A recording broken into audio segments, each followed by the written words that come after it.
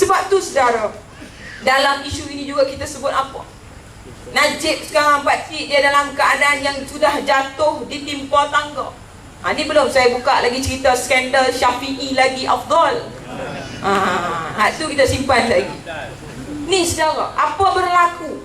Bakal menantu kepada Najib Torazak, anak pembesar daripada Kazakhstan, dituduh di mahkamah New York kerana menipu bapa tirinya sebuah kondominium berjumlah 20 juta US dollar bersamaan 62 juta ringgit Malaysia. Bakal menantu Najib juga adalah orang yang memalsukan dokumen pembelajarannya. Dia bodoh. Dia palsu dokumen nak masuk Universiti Columbia. Dapat masuk tak graduate. Dia keluar macam tu je. Kemudian Najib ambil jadikan dia bakal menantu Perdana Menteri. Dalam cerita ni baguslah perompak dah kena tipu dengan penyamun. Bagus pak dia perompak menantu penyamun keluarga 69. Ini saudara. Sebab tu apa yang berlaku dalam Kemelut ini kita lihat. Nak dengar Perdana Menteri keluar kenyataan, kita akan minta agar bakal menantu saya disiasat segera. Tak ada. Bakal menantunya ini kini sedang diburu oleh pihak polis antarabangsa kerana menghilangkan diri daripada negara dia sendiri. Sebab tu saudara, ini yang kita sampaikan kepada rakyat. Kita nak sebut dengan jelas soal bagaimana. Saya nak masuk seterusnya. Soal apa saudara? Tadi isunya anak menantu selesai dah. Soal yang sekarang yang terkena batang hidung Najib Torazak, isu dia apa makcik? Isu skopin 7.5 bilion ringgit. Saya membawa perkabaran gembira untuk seluruh rakyat Malaysia. Apa berlaku pun, Najib Torazak akan dihadapkan ke mahkamah Perancis dalam masa terdekat.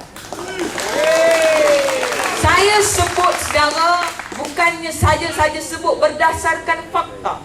April 2012, peguam dari Malaysia Santiago Gabriel, wakil dari NGO yang bernama Suara, mewakili rakyat Malaysia terbang ke Perancis bersama seorang peguam muda Parti Keadilan Rakyat, Fadhian Nadwa, membuat hujah balas agar kes ini dibicarakan. 3 hari berselang, Hakim Besar Perancis mengambil keputusan untuk membuat 3 perkara. Perkara yang pertama, dia bersetuju bahawa adanya keraguan dalam kes ini. Dia minta kertas siasatan dibuka. Dia akan mengetuai kertas siasatan. Perkara kedua, dia juga bersetuju bahawa satu lagi kertas siasatan harus dibuka untuk mencari pembunuh Altan Tuya Syaribu. Dan yang ketiga, dia bersetuju menghantar 4 subpoena kepada 4 individu. Individu pertama, Razak Baginda. Individu kedua, PI Bala. Individu ketiga, Najib Torazak. Dan individu keempat, Menteri Pertahanan Malaysia, Zahid Hamidi. Zahid Hamidi ni, hak yang dengar kata nak kena pergi Perancis, dia cakap apa ke? Dia kata saya tak boleh pergi Perancis, duit kapal terbang bukan ada. Esok nak sampai sana nak makan tang mana, nak pergi tidur kat mana, bukan ada duit. Kita beritahu Zaid, hang jangan risau Zaid. Subpoena sampai Malaysia, duit rakyat RM1 kita kutip, kita kirim kamu segera ke Perancis untuk dibicarakan. Kita hantar dia waktu tu macam orang rombongan pergi haji tu. Ramai-ramai KLIA tutup pintu kapal terbang, bawa balik. Tak kira lompat susah. Enjin hilang. Sebab tu saudara, apa penekanan yang lebih penting yang orang Sungai Rapat kena tahu? Isunya apa pakcik? Isunya pembelian 2 biji kapal skopin tak boleh menyelam harga 7.5 bilion ringgit.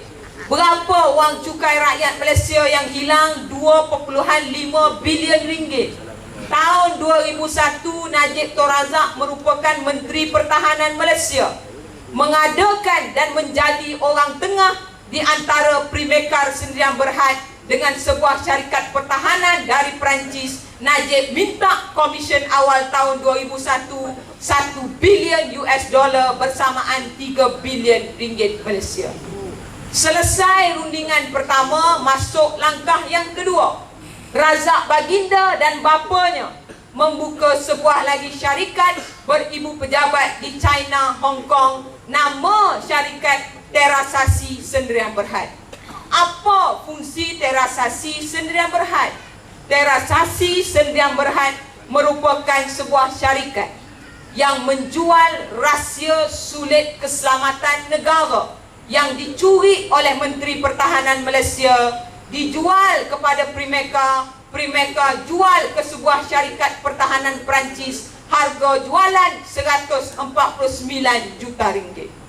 Apa perincian laporan tersebut? Laporan itu saudara menyebut satu penelitian khas khusus yang dilakukan oleh Angkatan Tentera Laut Malaysia yang meliputi seluruh aspek sistem keselamatan negara, tapi menteri kita curi, jual kepada warga asing. Kini sistem keselamatan negara akhirnya dirompak begitu saja saudara. Dalam Parlimen, YB Nurul Izzah bangkit sebut apa? Tuan Speaker, saya minta kita bincang soal laporan keselamatan yang dijual. Apa jawab Tuan Speaker? Tak boleh, itu andaian kamu sahaja. Bangkit Ibrahim Ali, Tuan Speaker, saya minta siasat segera akaun Anwar Ibrahim 3 bilion. Saya bersetuju kita siasat segera. Ini Parlimen Malaysia. Sebab tu saudara, dalam soal ini apa? Rakyat kena ingat juga, kapal selam sampai 2 tahun lepas makcik, dia parking kat mana? Sepanggar Sabah. Peluru sampai bila? Hujung tahun 2013. Kalau esok perang, tekan butang keluar ayak ya. Peluru pun tak ada. Ini yang kita bincang. Soalnya soal keselamatan. Kamu beli duit rakyat, kamu perguna duit rakyat, akhirnya kamu tipu rakyat keseluruhan. Sebab tu saudara, Najib Tun Razak cukup gusar dengan perkembangan kes ini.